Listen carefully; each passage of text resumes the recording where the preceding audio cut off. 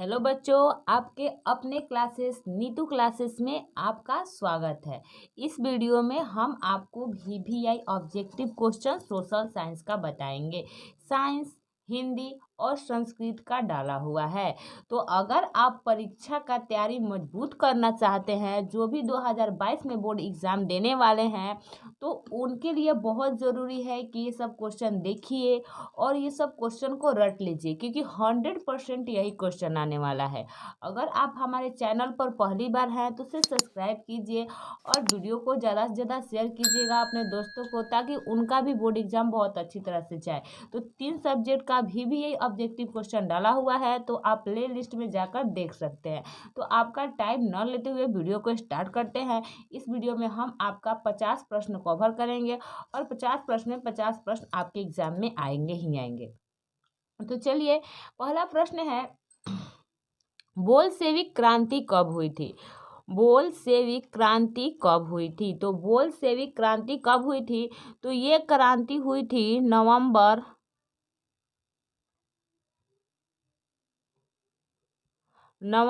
1917। देखिए, नवंबर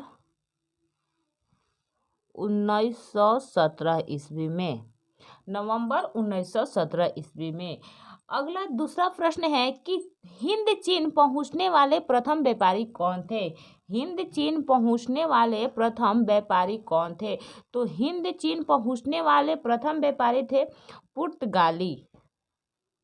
पुर्तगाली। हिंद चीन पहुंचने वाले प्रथम व्यक्ति कौन थे? तो पुर्तगाली।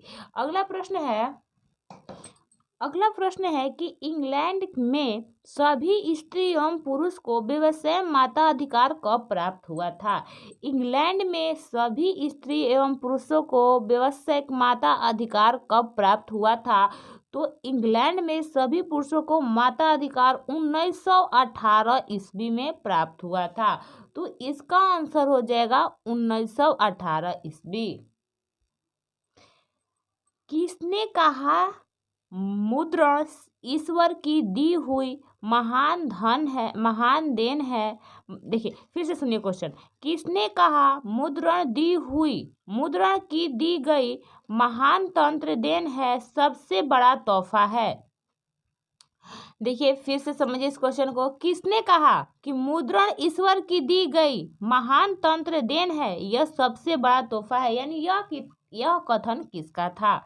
तो यह कथन था मार्टिन लूथर का।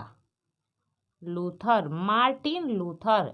अगला प्रश्न है कि प्राणियों के शरीर में कितना प्रतिशत जल की मात्रा निहित होती है? प्राणियों के शरीर में कितना प्रतिशत जल की मात्रा निहित होती है? तो 65% जल की मात्रा निहित होती है। तो इसका आंसर हो जाएगा 65%। इस वीडियो को ज़्यादा से ज़्यादा शेयर कीजिएगा, सारे क्वेश्चन को रट लीजिएगा, तभी आपके बोर्ड एग्जाम में आपका एक भी ऑब्जेक्टिव नहीं छूटेगा। अगला प्रश्न है कि 1 टन इस्पात बनाने में कितने मैग्नीज का उपयोग होता है? 1 टन इस्पात बनाने में कितने मैग्नीज का उपयोग होता है? तो 1 टन इस्पात बनाने में 10 केजी मैग्नीज का उपयोग होता है। तो इसका राइट आंसर है 10 केजी। अगला प्रश्न है कि कोयले का सर्वोत्तम प्रकार कौन सा है? कोयले का सबसे उत्तम कोटि का कोयला कौन है? वही कह रहा है कि सर्वोत्तम प्रकार कौन सा है? तो सबसे उच्च कोटि का कोयला होता है एंथ्रासाइड। तो इसका आंसर हो जाएगा एंथ्रासाइड। अगला प्रश्न है, दांडी विरोध आंदोलन निम्नलिखित में से किस प्रांत में शुरू हुआ? यहाँ पर ऑप्शन आप लोगों को दिया रहेगा और कहेगा दांडी विरोध आंदोलन निम्नलिखित में से किस प्रांत में शुरू हुआ। तो ये किस प्रांत में शुरू हुआ था? तो ये आंध्र प्रदेश में शुरू हुआ था। तो इसका आंसर हो जाएगा आंध्र प्रदेश। इसका राइट आंसर है आंध्र प्रदेश। अगला प्रश्न है, प में आधा र रहता है। आंध्र प्रदेश। अगला है कि वैश्वीकरण का मुख्य अंग क्या है? वैश्वीकरण का मुख्य अंग क्या है? तो वैश्वीकरण का मुख्य अंग 5 है, तो इसका आंसर हो जाएगा 5। अगला है कि वल्लभ भाई पटेल को सरदार की उपाधि किस किसान आंदोलन के दौरान दी गई? वल्लभ भाई पटेल को सरदार की उपाधि किस किसान आंदोलन के दौरान दी गई? तो किस किसान आंदोलन के दौरान वल्लभ भाई पटेल को सरदार की उपाधि दी गई? तो इसका आंसर है बारदोली। इस प्रश्न को आप लोग रट लीजिएगा, यही प्रश्न आपके एग्जाम में पूछे जाएंगे। अगला प्रश्न है, गुटेनबर्ग ने सर्वप्रथम किस पुस्तक की छपाई की? गुटेनबर्ग ने सर्वप्रथम किस पुस्तक की छपाई की? तो गुटेनबर्ग ने सर्वप्रथम बाइबिल की छपाई की, तो इसका आंसर है बाइबिल। अगला प्रश्न है कि देश में कितने विशेष आर्थिक क्षेत्र विकसित है? देश में कितने विशेष आर्थिक क्षेत्र विकसित हैं? तो 15। इसका आंसर हो जाएगा 15। अगला प्रश्न है कि बिहार की सीमा में रेल मार्ग की कुल कितनी लंबाई है? बिहार की सीमा में रेल मार्ग की कुल कितनी लंबाई है? तो बिहार की सीमा में 62-83 रेल मार्ग की लंबाई है। अगला प्रश्न है, बिहार में संपूर्ण क्रांति का नेतृत्व निम्नलिखित में से किसने किया? बिहार में संपूर्ण क्रांति का नेतृत्व निम्नलिखित में से किसने किया? तो इसका आंसर है जयप्रकाश नारायण।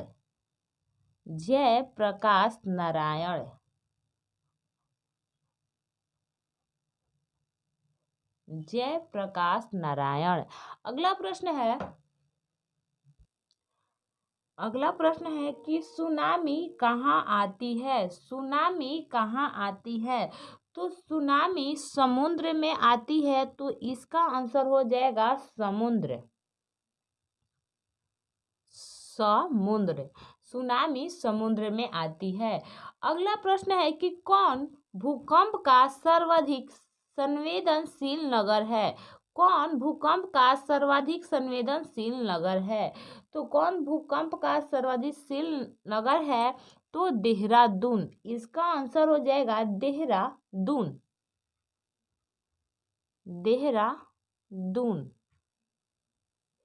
अगला प्रश्न है कि रेल वर्कशॉप स्थित है। तो रेल वर्कशॉप कहाँ स्थित है? तो जमालपुर में। इसका आंसर हो जाएगा जमालपुर। अगला प्रश्न है कि राष्ट्रीय स्वयं संघ की स्थापना कब हुई? राष्ट्रीय स्वयं सेवक संघ की स्थापना कब हुई? तो इसकी स्थापना 1925 ईस्वी में हुई। इस प्रश्न को आप लोग रट लीजिएगा, यही प्रश्न आपके एग्जाम में पूछे जाएंगे। ये देखिए, ऐसे तो आपको 80 ऑब्जेक्टिव देते हैं, लेकिन 80 ऑब्जेक्टिव में ये 50 जो हम ऑब्जेक्टिव आपको बता रहे हैं ना, उसमें ये 50 ऑब्जेक्टिव शामिल होगा। तो जो भी आप मतलब कि अगर इस क्वेश्चन को आप लोग रट लेते हैं तो आपका पूरा ऑब्जेक्टिव कवर हो जाएगा। 80 ऑब्जेक्टिव में 40 केवल आपको बनाना रहता है। तो अगर इस 50 ऑब्जेक्टिव को याद करते हैं तो आपका टोटल 40 ऑब्जेक्टिव कंप्लीट हो जाएगा। तो इस वीडियो को अंत तक देखिएगा, पूरा भी ये क्वेश्चन बताया जा रहा है। इस वीडियो को ज़्यादा से ज़्यादा शेयर कीजिएगा और एक लाइक ज़रूर कीजिएगा बच्चों। और अगर चैनल पर पहली बार आए हैं तो सब्सक्राइब जरूर कर लीजिएगा। चलिए, अगला प्रश्न है, देखिए, सिपाही विद्रोह कब हुआ? तो सिपाही विद्रोह 1857 ईस्वी में हुआ। 1857 ईस्वी में सिपाही विद्रोह हुआ। एल्युमिनियम बनाने के लिए किस खनिज का उपयोग होता है? एल्युमिनियम बनाने के लिए किस खनिज का उपयोग होता है? तो बक्साइड खनिज का उपयोग होता है। तो इसका आंसर हो जाएगा बक्साइड। अगला प्रश्न है कि द्वितीय पृथ्वी सम्मेलन कहाँ हुआ? द्वितीय पृथ्वी सम्मेलन कहाँ हुआ? तो द्वितीय पृथ्वी सम्मेलन ओडिशा में हुआ। तो इसका आंसर हो जाएगा ओडिशा में। द्वितीय पृथ्वी सम्मेलन कहाँ हुआ? तो ओडिशा में। हीराकुंड बांध कहाँ है? हीराकुंड बांध कहाँ है? तो हीराकुंड बांध है, अगला प्रश्न है कि हीराकुंड बांध है, यानी हीराकुंड बांध कहाँ स्थित है? तो हीराकुंड बांध स्थित है ओडिशा में। तो इसका आंसर हो जाएगा उड़ीसा में। ओडिशा में हीराकुंड बांध कहाँ स्थित है? तो ओडिशा में। अगला प्रश्न है कि कुबेश्वर स्थान किस जिला में स्थित है? कुबेश्वर स्थान किस जिला में स्थित है? तो कुबेश्वर स्थान दरभंगा जिला में स्थित है। तो इसका आंसर हो जाएगा दरभंगा। दरभंगा जिला में स्थित है। कुबेश्वर स्थान दरभंगा जिला में स्थित है। अगला प्रश्न है कि प्रथम विश्व युद्ध कब आरंभ हुआ? प्रथम विश्व युद्ध कब आरंभ हुआ? तो प्रथम विश्व युद्ध 1914 ईस्वी में आरंभ हुआ। तो इसका आंसर हो जाएगा 1914। अगला प्रश्न है बिहार के कितने भौगोलिक क्षेत्र पर वन का फैलाव है? बिहार के कितने भौगोलिक क्षेत्र पर वन का फैलाव है? तो 7%। इसका आंसर हो जाएगा 7%। अगला है मरुस्थलीय मृदा किस राज्य में पाया जाता है? मरुस्थलीय मृदा किस राज्य में पाया जाता है? तो राजस्थान में। राजस्थान में पाया जाता है। अगला प्रश्न है भारत की वित्तीय राजधानी किस नगर को कहा जाता है? भारत की वित्तीय राजधानी मुंबई नगर को कहा जाता है। तो इसका आंसर हो जाएगा मुंबई। अगला प्रश्न है चावल है, तो चावल क्या है? तो चावल एक खरीफ फसल है। तो इसका आंसर हो जाएगा खरीफ फसल। चावल एक खरीफ फसल है। तो इसका आंसर हो जाएगा खरीफ फसल। यूरेनियम का प्रमुख उत्पादक केंद्र है। यूरेनियम का प्रमुख उत्पादक केंद्र है जादूगोड़ा। तो इसका आंसर हो जाएगा जादूगोड़ा। अगला प्रश्न है कि सविनय अवज्ञा आंदोलन किस यात्रा से शुरू हुई? सविनय अवज्ञा आंदोलन किस यात्रा से शुरू हुई? किस यात्रा से शुरू हुआ? यानी सविनय अवज्ञा आंदोलन किस यात्रा से शुरू हुआ? तो 1930 ईस्वी में ये शुरू हुआ था। 1930 ईस्वी। अगला प्रश्न है वेदों की ओर लौटो का नारा किसने दिया था? वेदों की ओर लौटो का नारा किसने दिया था? तो स्वामी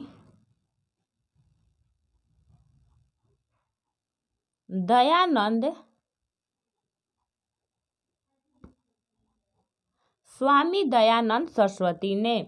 अगला प्रश्न है कि संचार का सबसे उपयोग साधन क्या है? संचार का सबसे उपयोग साधन है मोबाइल। तो इसका आंसर है मोबाइल। संचार का सबसे उपयोग साधन है, लोकप्रिय साधन है मोबाइल। संचार का सबसे लोकप्रिय साधन है मोबाइल। संचार का लोकप्रिय साधन क्या है बच्चों? तो मोबाइल है। अगला प्रश्न है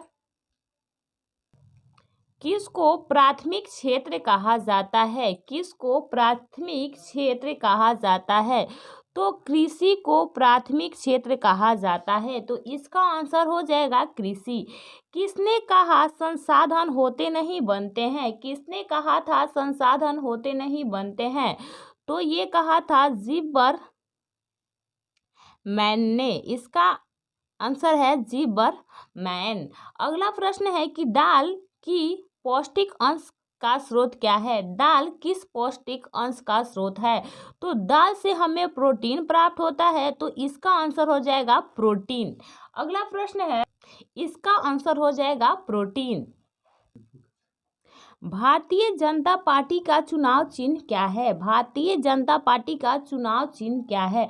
तो भारतीय जनता पार्टी का चुनाव चिन्ह है कमल का फूल। तो इसका आंसर हो जाएगा कमल का फूल। अगला प्रश्न है कि 16वीं लोकसभा का चुनाव किस वर्ष हुआ था? 16वीं लोकसभा का चुनाव किस वर्ष हुआ था? तो 2014 ईस्वी में हुआ था। तो इसका आंसर हो जाएगा 2014। चिपको आंदोलन के प्रणेता है, चिपको आंदोलन के प्रणेता है। तो चिपको आंदोलन के प्रणेता है सुंदर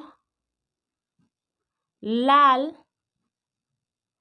बहुगुणी, सुंदरलाल बहुगुणी। अगला प्रश्न है भारतीय राष्ट्रीय कांग्रेस की स्थापना हुई, भारतीय राष्ट्रीय कांग्रेस की स्थापना हुई। तो भारतीय राष्ट्रीय कांग्रेस की स्थापना हुई थी 1885 ईस्वी में, 1885 ईस्वी में। अगला प्रश्न है कि अंतर्राष्ट्रीय श्रमिक गठन किस संसाधन, देखिए अंतर्राष्ट्रीय श्रमिक गठन की संस्थापन किस वर्ष में हुआ था? अंतर्राष्ट्रीय श्रमिक संगठन का स्थापना किस वर्ष में हुआ था? देखिए यहाँ थोड़ा गलती लिखा चुका है, फिर से देखिए आप लोग कि अंतर्राष्ट्रीय श्रमिक संगठन का स्थापना किस वर्ष में हुई। तो ये किस वर्ष में हुई थी?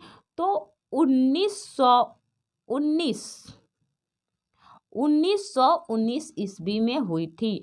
अगला है कि गांधी जी ने साबरमती आश्रम की स्थापना किस वर्ष की? गांधी जी ने साबरमती आश्रम की स्थापना किस वर्ष की? तो 1916 ईस्वी में। इसका आंसर हो जाएगा 1916। अगला प्रश्न है कि बिहार में रज्जू मार्ग कहाँ है? बिहार में रज्जू मार्ग कहाँ है?